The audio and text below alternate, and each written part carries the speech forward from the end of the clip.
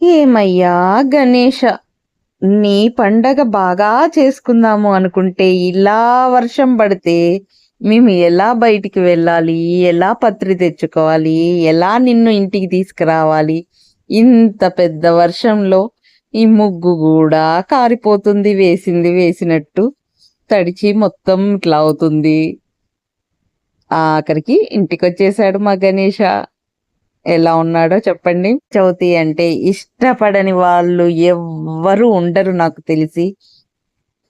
ఈ పండగని హిందూ ముస్లిం అని తేడా లేకుండా అసలు మతాలకు అతీతంగా ఏదైనా ఫెస్టివల్ చేసుకుంటాము అంటే మన ఇండియన్స్ అంతా, నేను అనుకుంటున్నాను దాదాపు మా ఖమ్మంలో అయితే హిందూ ముస్లిం క్రిస్టియన్ ఏమీ ఉండదండి.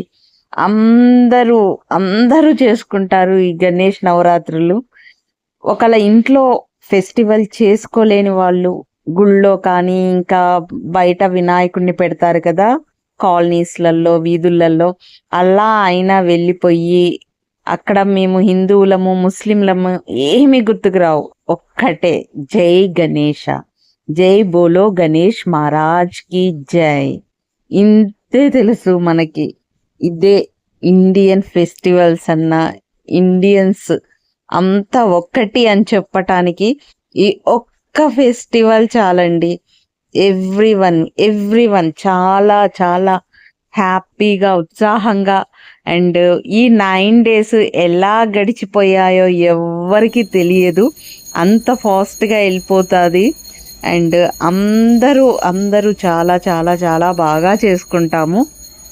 మీ మీ ఊర్లో అండ్ మీ కాలనీస్లో కూడా ఇలానే గణేష్ చతుర్థి చేసుకుంటే నాకు ఒక్కసారి మెసేజ్ చేయండి అండ్ కామెంట్ చేయండి మీకు నా వీడియోస్ నచ్చితే. అండ్ ఈ గణేష్ చతుర్థికి మాత్రం, ఈ గణేష్ నవరాత్రులకి నేను ఇలా విఘ్నేశ్వరిని డెకరేట్ చేసుకున్నానండి. అండ్ మేము ఎవ్రీ టైమ్ ఇలానే పెట్టుకుంటాము వినాయక చవితికి. అండ్ పూజ కూడా ఇలా పత్రాలతోనే చేస్తాము. బట్ ఈసారి ఈ వర్షం వల్ల పత్రాలు మొత్తం నాకు దొరకలేదు, సో గరికెతోటే చేసాము ఎక్కువ పర్సెంట్. అండ్ నాకైతే వినాయకుడిని ఇలా అందంగా రెడీ చేసి డెకరేషన్ చేసి మొత్తం ఆకులతో పూలతో ఈ ఈ వినాయకుడిది నాకు తెలిసి మట్టి విగ్రహాలు అండ్ ఆకులు పూలు పళ్ళు అంత ప్రకృతి దేవుళ్లాగా అనిపిస్తాడు. వినాయక చవితి అంటేనే ప్రకృతికి సంబంధించిన ఫెస్టివల్ అనిపిస్తుంది నాకు. ఎందుకు అంటే ఈయనకి అన్ని ఆకులతో పూజిస్తే ఇష్టము అండ్ ఫ్లవర్స్ కూడా ఇష్టము. అసలు ఎవ్రీథింగ్ మనకి మట్టితో చేస్తాము గణపతిని. ఎవ్రీ వన్ మట్టి గణపతి. ఎందుకు మట్టి గణపతి మేము తీసుకురాలేదు మీకు అర్థమవుతుంది. మట్టి గణపతులన్నీ ఇలా నానిపోయాయండి, చాలా అంత పెద్ద వర్షం ఖమ్మంలో కూడా. అందుకే నేను ఇంకా ఇది తీసుకొచ్చుకున్నాము. అండ్ చాలా చాలా బాగా చేసుకున్నాను నేనైతే ఈరోజు వినాయక చవితి. మీ అందరు ఎలా చేసుకున్నారో చెప్పండి నాకు కూడా ఫ్రెండ్స్. అండ్ ఆయనకి ఇష్టమైన పలహారాలు వండి పెట్టటము అండ్ ఎవ్రీడే కాలనీలో ఈ 9 days ప్రతి వీధి సందడిగా ఉంటుంది అండ్ ప్రతి ఇల్లు సందడిగా ఉంటుంది. ఎవ్రీ వన్ లైక్స్ అనమాట. చాలా మంది ఇంట్లో పెట్టుకొని లేని వాళ్ళు వీధుల్లో పెట్టిన విఘ్నేశ్వరి కాడికి వచ్చి పూజలు చేస్తాము.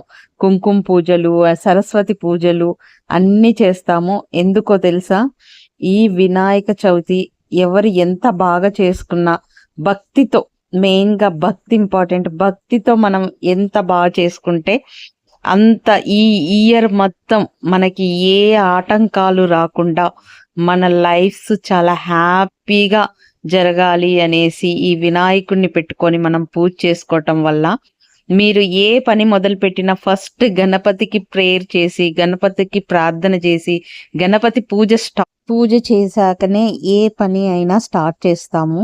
సో విఘ్నాధిపతి ఏ పని అయినా సరే విఘ్నాలు లేకుండా, ఆటంకాలు రాకుండా మన పనిలో సక్సెస్ కావాలని, మనం ఏ శుభకార్యం స్టార్ట్ చేసినా కానీ అందులో సక్సెస్ఫుల్గా ఉండాలి అనేసి, ఏ పూజ స్టార్ట్ చేసినా కూడా గణపతికి ఫస్ట్ పూజ చేస్తాము. అందుకే ఈ విఘ్నేశ్వరుడు పూజ ఎవ్రీ ఇయర్ చేసుకోవాలని అంటాను.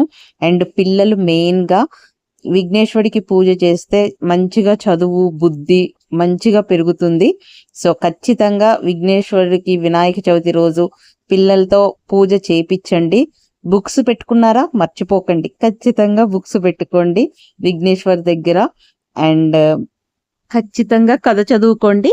కథ చదువుకొని ఆ కథ చదివిన అక్షింతలు పెద్దవాళ్ళతో పిల్లలకి శిరస్సున వేయండి. అండ్ పెద్దవారు వేసుకోండి, ఎందుకంటే ఈరోజు చంద్రుడిని చూడకూడదు, మీ అందరికీ తెలిసే ఉంటుంది. సో ఖచ్చితంగా కథ చదువుకోండి అండ్ ఖచ్చితంగా అక్షింతలు శిరస్సున వేసుకోండి. ఎంతమంది పూజ కంప్లీట్ అయ్యాక విఘ్నేశ్వరుని చూడటానికి వెళ్తారండి? నేను కూడా ఖచ్చితంగా వెళ్తాను. మా కాలనీలో పెట్టిన విఘ్నేశ్వర్ దగ్గరికి వెళ్ళాను, అక్కడ పూజ చేసుకున్నాము, దండం పెట్టుకొని వచ్చాము. అండ్ మా ఫ్రెండ్ వాళ్ళ ఇంటికి వెళ్ళాను, వాళ్ళ గణపతిని కూడా దండం పెట్టుకొని వచ్చాను. ఒక 3 గణపతుల్ని ఖచ్చితంగా విజిట్ చేయాలి అంటారు వినాయక చవితి రోజు. సో అందుకనే నేను అలా వెళ్ళేసి దండం పెట్టుకొని వచ్చాను. Thank you so much for watching అండి. నా వీడియోస్ మీకు నచ్చినట్లయితే ఖచ్చితంగా సబ్స్క్రైబ్ చేసుకోండి ఫ్రెండ్స్. ఇలాంటి మంచి మంచి వీడియోస్తో ఎవ్రీ టైం మీ ముందుకు వస్తూనే ఉంటాను. అందరికీ మరొకసారి వినాయక చవితి శుభాకాంక్షలు. ప్రతి ఒక్కరూ ఆ దేవదేవుడు ఆశీస్సులు ప్రతి ఒక్కరికి ఉండాలనేసి మనస్ఫూర్తిగా కోరుకుంటున్నాను. ఏమైనా తప్పులుంటే క్షమించండి. నా పూజ అయితే మీకు నచ్చుంటే థ్యాంక్ యూ సో మచ్.